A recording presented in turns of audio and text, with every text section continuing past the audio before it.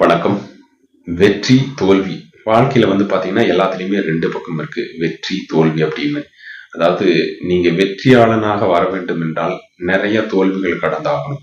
நீங்க தோல்வியோ வெற்றியோ நம்முடைய கடமையை நம்ம செஞ்சுக்கிட்டே தான் இருக்கணும். யாரு பாராட்டினாலும் சரி, பாராட்டினாலும் சரி, யாரு நம்மளை கேலி பேசினாலும் சரி, நம்ம அதுக்கு காது கொடுத்து கேட்கவே கூடாது. நம்ம பாட்டுல நம்முடைய வெற்றிக்காக நம்ம உழைச்சிக்கணும். நான் தோல்வி அடைஞ்சிட்டுமே அப்படின்னு நம்ம திறமைய நம்மளே தூக்கி வீசிடக்கூடாது. அதனால வெற்றியோ தோல்வியோ நம்மளுடைய படியை நோக்கி முன்னேறி கொண்டே இருக்கணும்.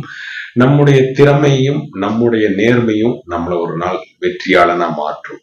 அப்படி மாற்றும் போது பாத்தீங்கன்னா உங்க பகைவன் கூட உங்களை மதிச்சு நடப்பாங்க. அதனால வெற்றிக்காக நேர்மையாகவும் திறமையாகவும் உழைப்போம்.